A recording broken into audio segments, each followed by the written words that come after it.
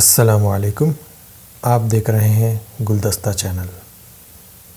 آج کا مضمون ہے خانہ بدوش سفر نامہ۔ میں نے ان کا مکان اندر سے دیکھنے کی خواہش کا اظہار کیا تو بابا جی ٹال مٹول کرنے لگے۔ روسی آپ کو اس لیے برے لگتے ہیں کہ وہ کمیونسٹ ہیں؟ میں نے پوچھا، گرٹ کیا تھا؟ وہ اطمینان سے بولے، تم مسلمان ہی ہو نا؟ گہری نیلو آنکھوں نے مجھے گھورا۔ انہیں شاید میری جانب سے روسیوں کے لیے ہمدردی کا شائبہ نظر آیا تھا۔ میں نے مسکرا کر سر ہلایا تو سنجیدہ ہو کر بولے، کلمہ سناؤ۔ وہ زور زور سے ہنس رہی تھی اور بابا جی کو اشارے کر رہی تھی۔ بابا جی نے منہ پر ہتھیلی رکھ کر غصے سے انہیں کچھ کہا اور وہ بھیڑوں کی طرح فوراً مکان کے اندر چلی گئی۔ یہ آپ کی پوتیاں ہیں؟ بیٹیاں ہیں۔ بابا جی کے دانت دھوپ میں پھر چمکے۔ البتہ ان میں ایک میری بیوی تھی، 5ویں بیوی۔ میں نے کلمہ سنایا تو انہوں نے خوش ہو کر ہاتھ آگے کر دیا۔ مجبوراً ملانا پڑا۔ میں حاجی ہوں۔ انہوں نے سینے پر دونوں ہاتھ باندھتے ہوئے فخر سے کہا، مکہ مدینہ گیا تھا۔ تم گئے ہو؟ نہیں، ابھی نہیں گیا۔ ایکا ایک بابا جی کی بھیڑیں ایک دم مجتمع ہو کر ایک چٹان کی جانب چل دی۔ انہوں نے جلدی سے دست پنجہ لایا اور ہو کرتے ہوئے ایک نوخیز کھلاڑی کی طرح ان کے پیچھے سپرنٹ لگا دی۔ میں نے اپنا ہاتھ سہلاتا ہوا واپس اسی راستے پر آیا اور اس پہاڑی کی جانب چلنا شروع کر دیا جس پر ایک عمارت اب واضح طور پر ایک قلعے کی صورت میں نظر آ رہی تھی۔ تھوڑی دیر بعد نوح کے پہاڑی کے پہلو میں سے بادلوں کی چند ٹکڑیاں نمودار ہوئیں اور شفاف آسمان پر بکھر گئی۔ کہیں کہیں سے دھوپ کا راستہ روک لی۔ میرے گرد کی تمام زمین دھوپ اور سایوں کی شطرنج میں بورڈ میں بٹ گئی۔ تیز ہوا کی وجہ سے یہ منظر جلد ہی دور ہو گیا اور لینڈسکیپ نے ایک مختلف روپ اختیار کر لیا۔ پہاڑ، پتھر، راستے، گھاس، سائے اور پیراہن اتارنے اور پہننے لگے۔ سامنے کا سلسلہ کوہ ہر پل اپنی رنگت میں مست تھا، کبھی ہلکا بھورا سائے میں اور کبھی مٹیالہ سفید دھوپ میں۔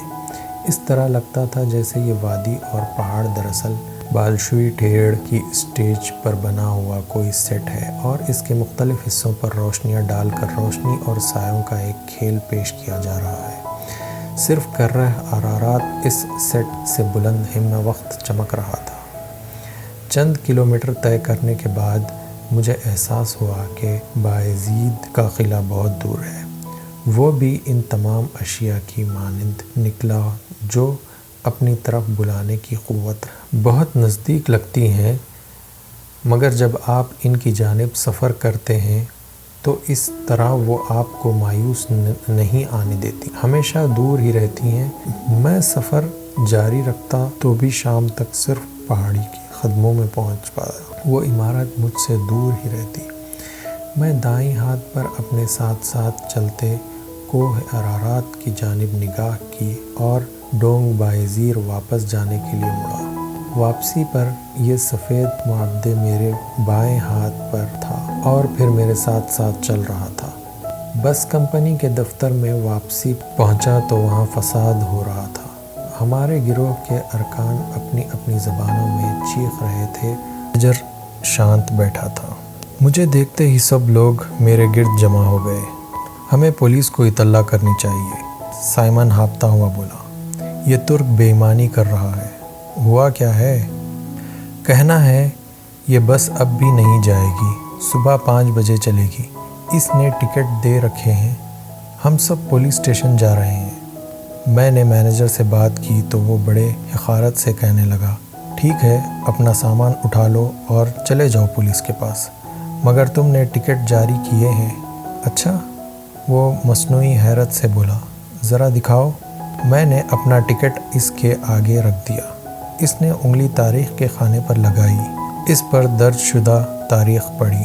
کل کا ٹکٹ ہے، بس آج کیسے جا سکتی ہے؟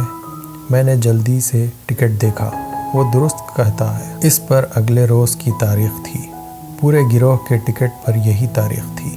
ٹکٹ خریدتے وقت کسی کو شبہ بھی نہیں تھا کہ ہمارے ساتھ فراڈ ہو رہا ہے اور اگلے روز کے ٹکٹ جاری کیے جا رہے ہیں۔ اس طرح ہم کچھ بھی نہیں کر سکتے تھے۔ باہر پہاڑیوں میں تیزی سے چھا جانے والی رات آ چکی تھی اور ڈونگ بائیزیر مکمل سنسان اور سرد ہو چکا تھا۔ اب شب بسری کا مسئلہ درپیش تھا۔ پورے گروہ نے سوچ بچار شروع کر دیا۔ آپ لوگ یقیناً آج کی رات گزارنے کے بارے میں پریشان ہو رہے ہوں گے۔ مینیجر کے ہونٹوں پر ایک دردمند مسکراہٹ کھیل رہی تھی۔ خوش قسمتی سے میرے عزیز ترین دوست کے بیٹے خلیل کا ہوٹل گرینڈ دفتر کے ساتھ ہی ہے۔ آئیے میں ساتھ چلتا ہوں۔ آٹو نے زیر لب کوئی جرمن گالی دی اور زمین پر تھوک دیا۔ اگر کھلی فضا میں رات بسر کرنے کا ارادہ ہے تو اتنا بتا دوں کہ 2-3 گھنٹے میں درجہ حرارت نقطہ انجمد سے گزر جائے گا اور اس سے تھوڑی دیر بعد گلیوں میں بھیڑیے نکل کر چہل قدمی کرنے لگیں گے۔ خواتین دبک کر اپنے ساتھیوں کے ساتھ جا لگیں اور جولی زور زور سے رونے لگی۔ دیکھ لینے میں کوئی حرج نہیں ہے، میں نے گروہ کو صلاح دی۔ مینیجر کے عزیز ترین دوست کے بیٹے خلیل کا گرینڈ ہوٹل آگے پیچھے بنے کمروں پر مشتمل تھا۔